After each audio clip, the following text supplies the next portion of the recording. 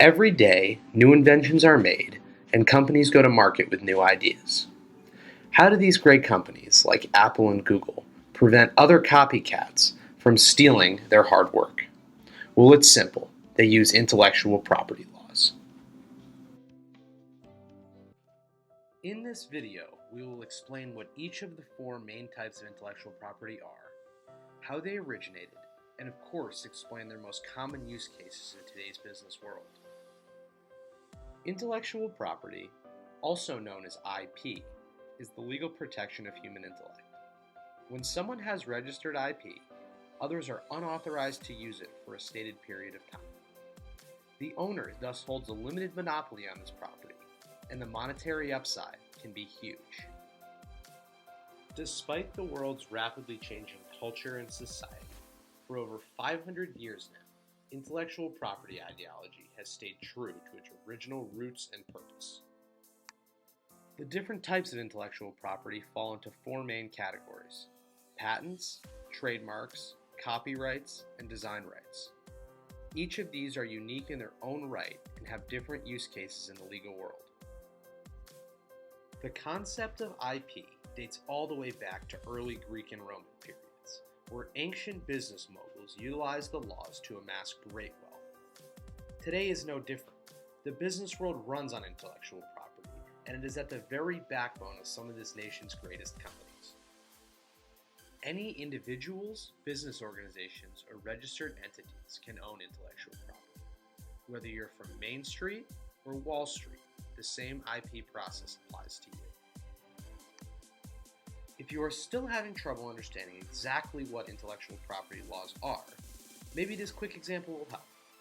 In 1991, a man by the name of Paul Brown decided he wanted to invent a cap that would hold liquids inside containers without them leaking.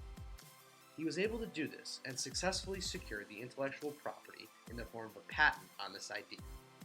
Today, Paul Brown is able to license this intellectual property to companies such as Heinz, as you see here, to keep fluids such as ketchup inside their containers. So why do we need IP, one might ask?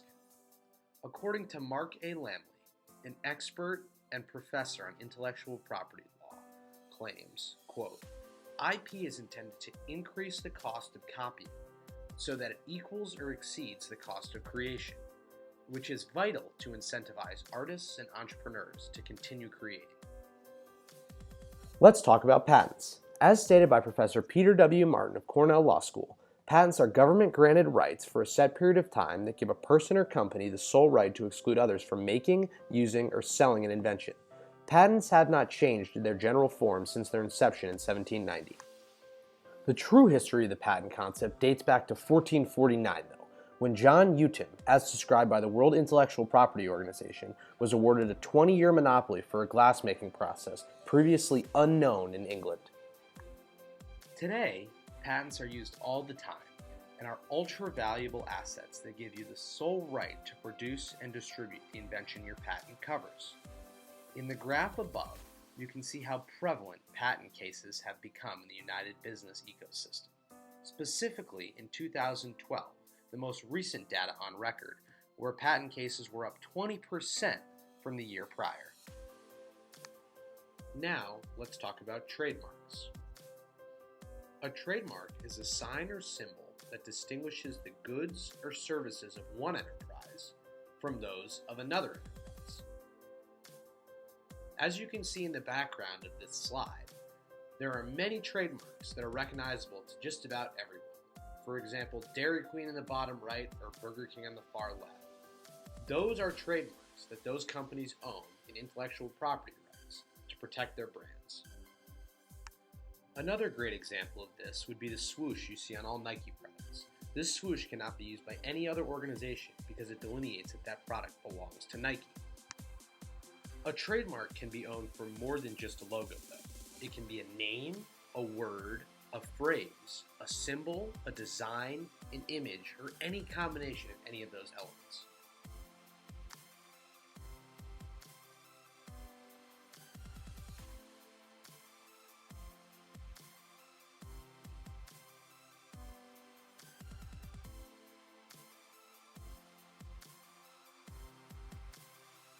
Copyrights serve a slightly different use case and are intended to protect original works of authorship like musicals, artistry, novels, movies, songs, and software. After a copyright is granted, it lasts the duration of the creator's life plus 50 to 100 years. You do not have to register for a copyright, though. It is considered yours the moment your work is published.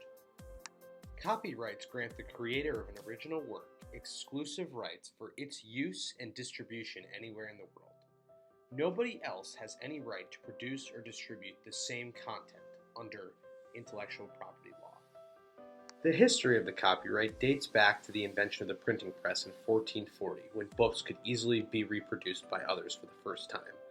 Authors and creators lobbied the emperor for protection of their works, and thus were granted the first copyright. In a legal sense, an industrial design right constitutes the ornamental or aesthetic aspect of an article. Put simply, the owner of a registered industrial design has the right to prevent others from making, selling, or importing articles bearing a design which is a copy of their protected design. The registered design may consist of three-dimensional features such as shapes of an article, or two-dimensional features such as patterns, lines, or colors. In this example, you can see that Crocs and Apple respectively have design rights to their products. Copycat products shown on the right of the original products infringe on these original design rights. We hope you have learned something. Through the many explanations and historical references, I hope you now see the ideology and purpose of intellectual property has remained unchanged over the past 500 years. Thank you for watching.